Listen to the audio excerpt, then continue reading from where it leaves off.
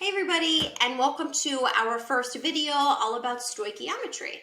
So like I mentioned in the introduction video, stoichiometry literally translates into measuring elements. So the metry part in the word is the measuring, whereas stoichio comes from or something with elements. I don't know what language, I forget, but I know that that's what it translates into.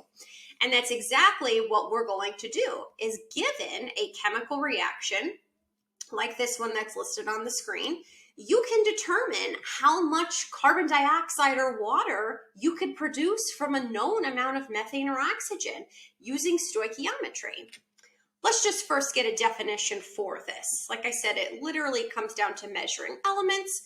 More specifically, it's a quantitative method, quantitative meaning numerical, using numbers, of determining the amounts of reactants used and the products formed in a chemical reaction. So we're determining how much product can I produce from a reactant, or how much reactant is needed to produce a product. And like I mentioned, this is the backbone of everything chemistry. If you cannot do stoichiometry as a chemist, you will not be a very successful chemist. And I think really the only way to do stoichiometry is just to do problems. So I'm going to stop talking about it and let's just dive in. One of the most important things that you need to know in chemical reactions is the mole ratio. So you're very familiar with balanced chemical equations by this point, and that balanced chemical equation is crucial for stoichiometric calculations. And a mole ratio is a conversion factor that relates the amounts in moles of any two substances involved in a chemical reaction. So thus far in your chemistry career, you can convert the number of moles of a substance to the number of grams and maybe the number of particles. You might also be able to convert that to the volume of a sample. So that's what this is showing right here, is that for one of these reactants, or I'm sorry, for nitrogen, you can convert moles to mass, and you can convert mass to or moles to particles using Avogadro's number, or the molar mass in this instance, or volume. And if you had me, you didn't do that yet, but we're actually going to do volume in the next unit, all about gas laws.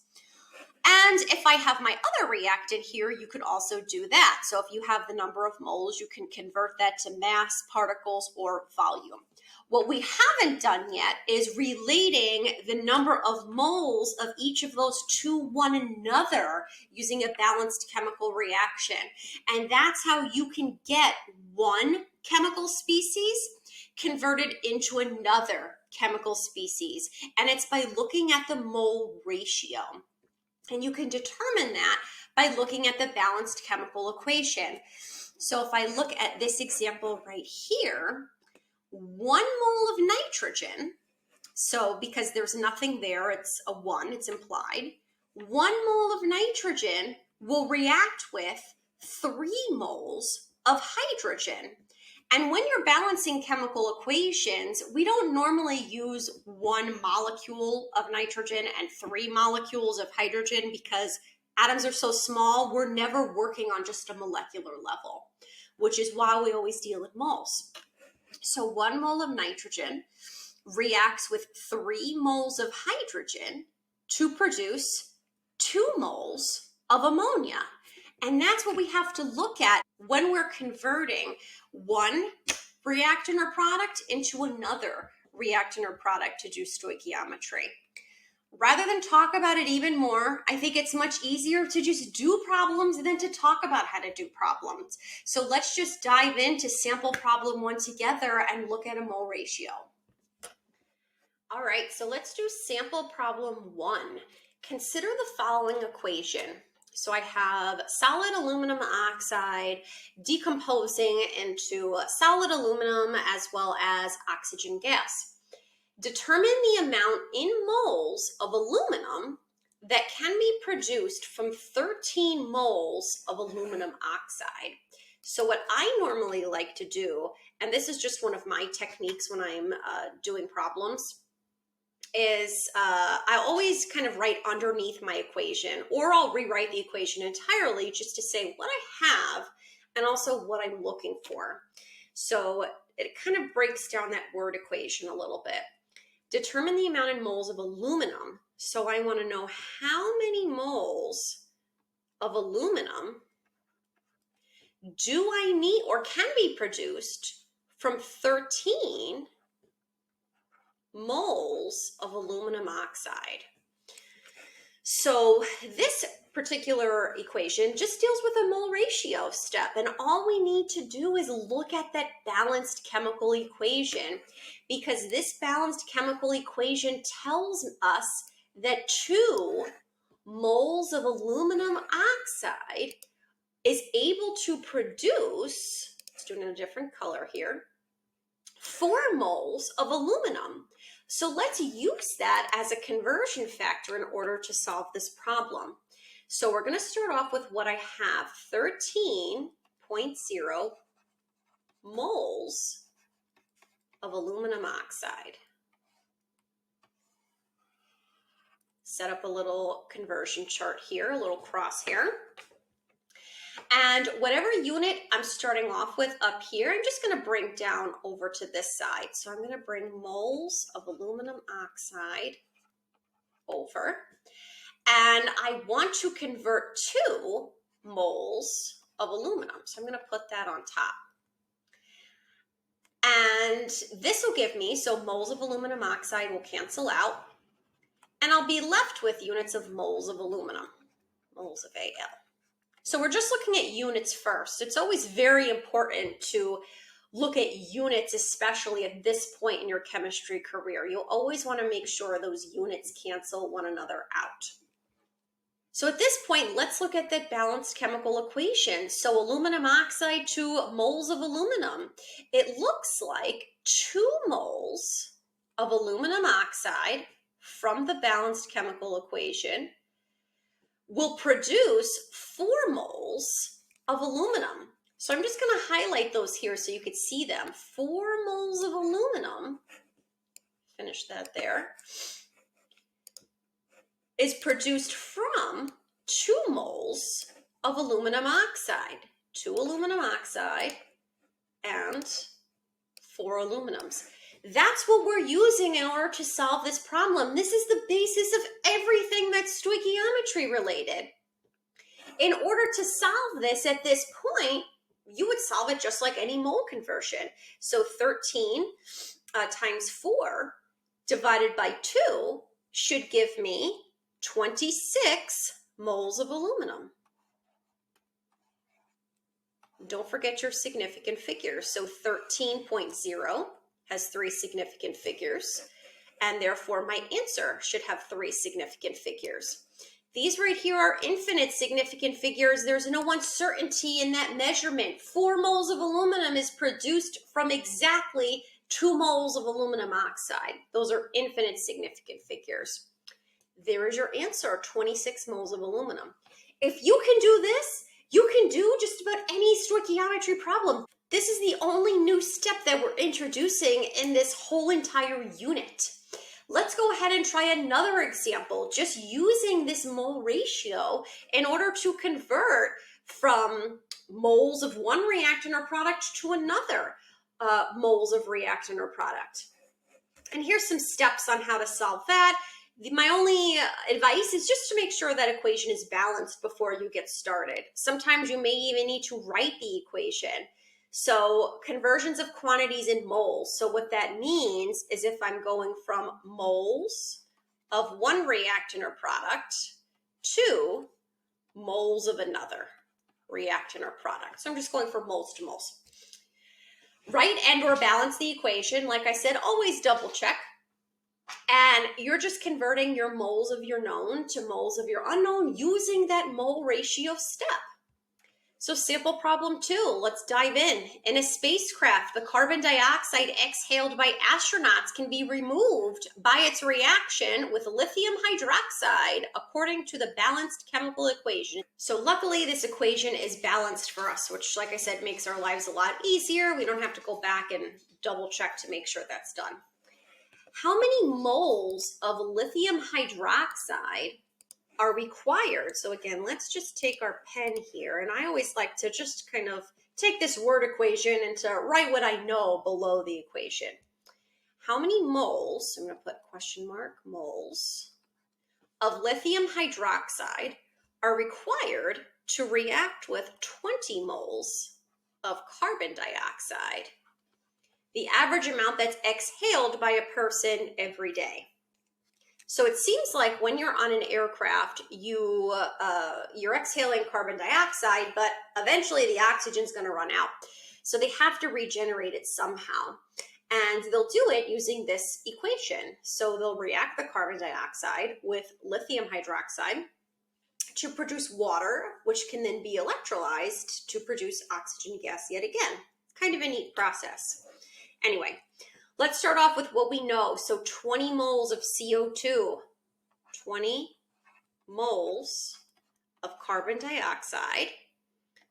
Set up our crosshair. I like to put a 1 down below as a placeholder.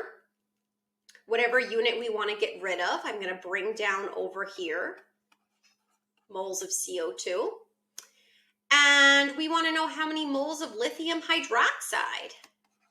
So again, moles of carbon dioxide cancels out. So I'm going to cross them out there.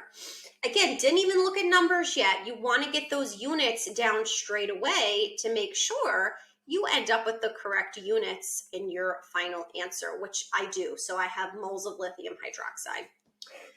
Let's look at that balanced chemical equation again. So moles of CO2, there's no number there, so we'll assume that it's 1. It looks like 1 mole of carbon dioxide reacts with 2 moles of lithium hydroxide. So I'm going to highlight here, and I'm not going to do this all the time, but I do just want you to see where I'm getting these numbers from. So 1 mole of carbon dioxide, again, because there's no number there, it's technically a 1, reacts with 2 moles of lithium hydroxide. And that's it. You're done solving the problem. Multiply straight across. So 20 times 2 gives me 40 moles of lithium hydroxide. The number 20 has one significant figure, and therefore so does 40. Remember, these have infinite number of significant figures because 1 mole of carbon dioxide, if that reacts exactly 1 mole, will produce exactly 2 moles. There's no uncertainty there. We only use significant figures with measurements. Let's try one more together. And it looks like this one, we do have to write a chemical equation for this, which is why I have you write so many chemical equations at the beginning of Chem 2, because it's always nice to be able to see a problem like this and to quickly be able to write an equation from that. Ammonia is widely used as a fertilizer and in many household cleaners. How many moles of ammonia are produced? So I'm producing ammonia when 6 moles of hydrogen gas reacts with an excess of nitrogen. Before we even start thinking about anything else, let's get an equation down. So it seems like I'm producing ammonia, which is NH3. So I'm going to put that over to this side here. I'm producing that from hydrogen gas and nitrogen gas. So on this side, I'm going to do H2. Just remember your diatomics. Both hydrogen and nitrogen are diatomic, so you do need that subscriptive 2. There's my equation. However, we do have to check to make sure that it's balanced. In this case, it's not. So I have 2 nitrogens in my reactants. One of these molecules will produce 2 ammonia molecules, and which means that there are 6 hydrogen atoms that come out. So it looks like I need 3 diatomic hydrogens right there. Equation's done. Let's now do the actual stoichiometric problem. So how many moles of ammonia are produced when 6 moles of hydrogen reacts with an excess of nitrogen? That excess just means that there's more than enough to react with all of the hydrogen. There's enough there for it to react completely. So that part doesn't really mean anything to you. We're just going to solve it as normal. We're going to talk more about limiting and excess reagent problems in later in this unit. So let's go ahead and solve. We're going to start off with what I know. I know I have 6 moles of hydrogen, 6 moles of H2. Let's convert moles of H2 to moles of ammonia.